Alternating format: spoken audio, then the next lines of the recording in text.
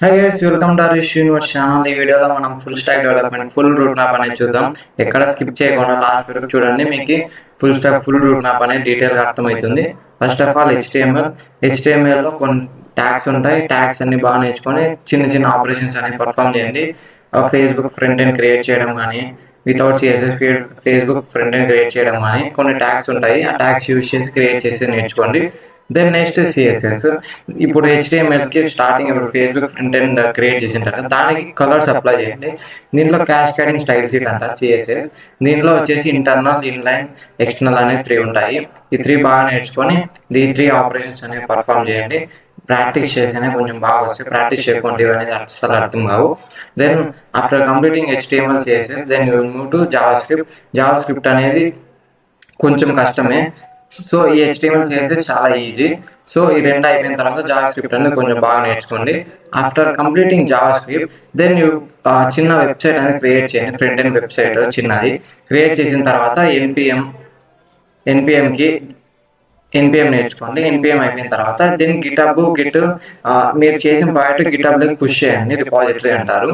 So push చేసేది ఎట్లా ఏమి డీటెయిల్గా గిటబ్ ట్యూటోరియల్స్ ఉంటాయి, దాన్ని బట్టి నేర్చుకోండి. వన్స్ గిటాబ్లో పుష్ చేసేది అయిపోయిన తర్వాత దెన్ నెక్స్ట్ గిట్ అనేది వర్షన్ కంట్రోలర్. గిటాబ్ అనేది రిపాజిటరీకి యూజ్ చేస్తారు. మీరు వరల్డ్లో ఎక్కడున్నా దీంట్లో రిపాజిటరీ చేసి దానికి లింక్ జనరేట్ చేసి ఎక్కడున్నా యాక్సెస్ చేయొచ్చు. దెన్ నెక్స్ట్ సిఎస్ఎస్, మళ్ళీ రియాక్ట్. ఈ రియాక్ట్ ఇది కొంచెం బాగా వచ్చింది అలా. ఇక్కడ వరకు ఫ్రంట్ ఎండ్ మనకి ఇవన్నీ నేర్చుకుంటే once front end will finish. Then will move to back end డెవలప్మెంట్లో చాలా కష్టము. ఫ్రంట్ ఎండ్ అనేది కొంచెం ఈజీనే. So right now will on back end. Node JS అనేది చాలా ఇంపార్టెంట్. పైథాన్, నోట్ జేఎస్ బాగా వచ్చింది అలా బ్యాక్ ఎండ్ చేయాలంటే.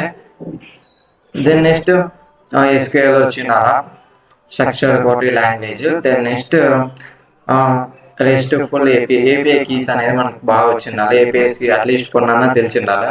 బేస్డ్ ఆన్ ఏపీఎస్కి to perform the front and back end code to perform అంటే ఫుల్లీ ఫంక్షనల్ వెబ్సైట్ వర్క్ కావాలంటే APIs keys అనేది మనకు బాగా వచ్చింది అలా. అండ్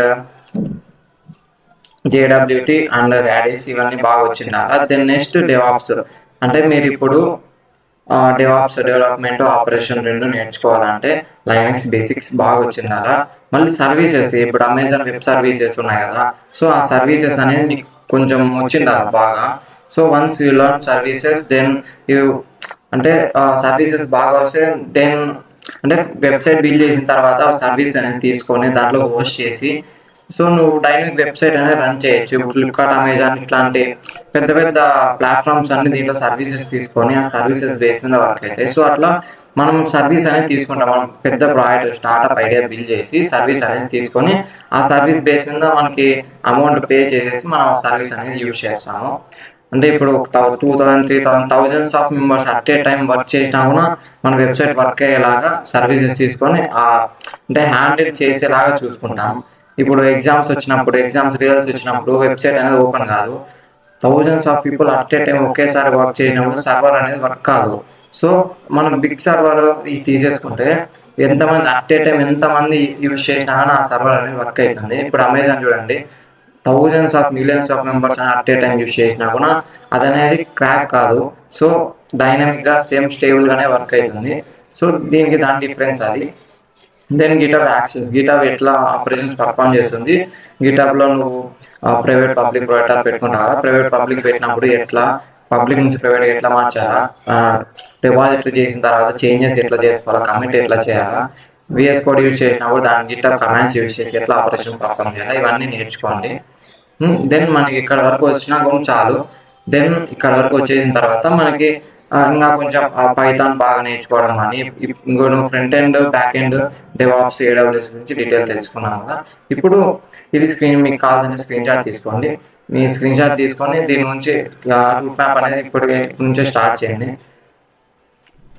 సీక్వెన్స్ ఒకటి నేర్చుకోండి. ఇప్పుడు డైరెక్ట్ హెచ్టిఎంఎల్ తీసుకొని డైరెక్ట్ గిటబ్ వెళ్ళి డైరెక్ట్ నోట్ జేఎస్ వెళ్తే ఏమర్థం కాదు. You follow some rules and regulations. సీక్వెన్స్గా ఫాలో కానీ ఈ సీక్వెన్స్లో ఫాలో అయితే మీకు అనేది ఈజీగా అర్థమైపోతుంది. మీకు ఏమైనా డౌట్స్ ఉన్నా కమెంట్లో మెన్షన్ చేయండి. ప్రతి ఒక్కరు కంపల్సరీ రిప్లై ఇస్తాను. Thank you so much for watching this video.